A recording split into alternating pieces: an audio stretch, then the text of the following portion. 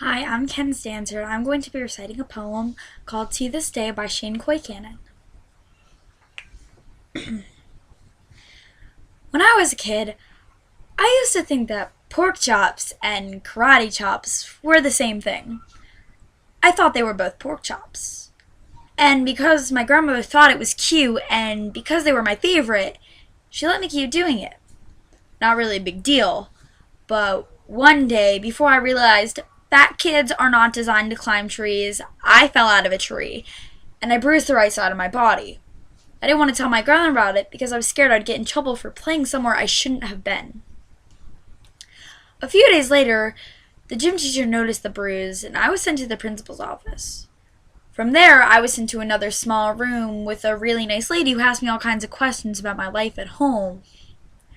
I saw no reason to lie. As far as I was concerned, life was pretty good.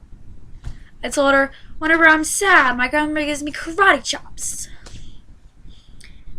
This led to a full-scale investigation, and I was removed from the house for 3 days until they finally decided to ask how I got the bruises. News of this silly little story quickly spread through the school, and I earned my first nickname, Pork Chop. To this day, I hate pork chops. I'm not the only kid who grew up this way. Surrounded by people who used to say that rhyme about sticks and stones, as if broken bones hurt more than names that we got called, and we got called them all. So we grew up believing no one would ever fall in love with us. That would be lonely forever. That we'd never meet someone to make us feel like the sun was something they built for us in their tool shed. So broken heartstrings bled the blues as we tried to empty ourselves so we would feel nothing. Don't tell me that hurts less than a broken bone.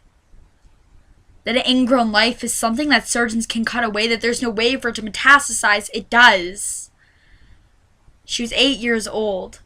Our first day of grade 3 when she got called ugly. We both got moved to the back of the class or we'd stop getting bombarded by spitballs.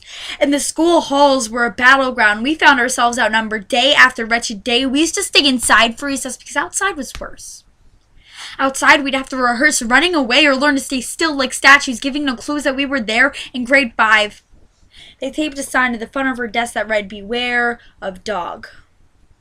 To this day, despite a loving husband, she doesn't think she's beautiful because of a birthmark that takes up a little less than half of her face.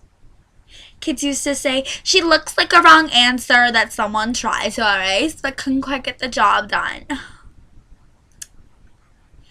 And they'll never understand that she's raising 2 kids whose definition of beauty begins with the word mom.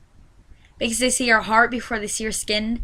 Because she's only ever always been amazing. He was a broken branch grafted onto a different family tree. Adopted. Not because his parents opted for a different destiny. He was 3 when he became a mixed drink of 1 part left alone and 2 parts tragedy. Started therapy in the 8th grade, had a personality made up of tests and pills, lived like the uphills were mountains and the downhills were cliffs, 4/5 suicidal, tidal wave of antidepressants, and an adolescence of being called pauper. 1 part because of the pills, 99 parts because of the cruelty. Tried to kill himself in grade 10 when a kid who could still go home to mom and dad had the audacity to tell him, "Get over it." As if depression is something that can be remedied by any of the contents found in your first aid kit. To this day, he has a stick of TNT lit from both ends. Could describe to you in detail the way the sky bends in the moments before it's about to fall. And despite an army of friends who will call him an inspiration, he remains a conversation piece between people who can't understand sometimes being drug-free has less to do with an addiction and more to do with sanity. We're not the only kids who grew up this way. To this day, kids are still being called names. This class looks way stupid. Hey, Spaz. Seems like every school has an arsenal of names getting updated every year, and if a kid breaks into school and no one around chooses to hear, do they make a sound? Or are they just background noise from a soundtrack stuck on repeat and people say things like kids can be cruel? Every school was a big top circus tent, and the pecking order went from acrobats to lion tamers, from clowns to carnies. All of these miles ahead of who we were freaks. Lobster-clawed boys and bearded ladies. Oddities juggling depression and loneliness, playing spin the bottle, trying to kiss the wounded parts of ourselves and heal. But at night, while the others slept, we kept walking the tightrope. It was practice, and yes, some of us fell. But I want to tell them that all of this is just debris. Left over from when we finally decided to smash all the things we thought we used to be. And if you can't see anything beautiful about yourself, get a better mirror. Look a little closer. Stare a little longer. Because there's something inside you that made you keep trying despite everyone who told you to quit. You built a cast around your broken heart and you signed it yourself. You signed that they were wrong. Because maybe you didn't belong to a group or a clique. Maybe they decided to pick you last for basketball or everything.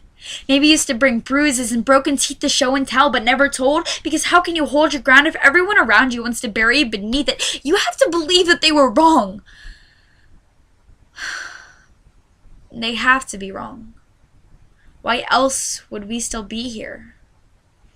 We stem from a root planted in the belief that we are not what we are called. We are not abandoned cars stalled out, sitting empty on some highway. And if in some way we are, don't worry. We only got out to walk and get gas.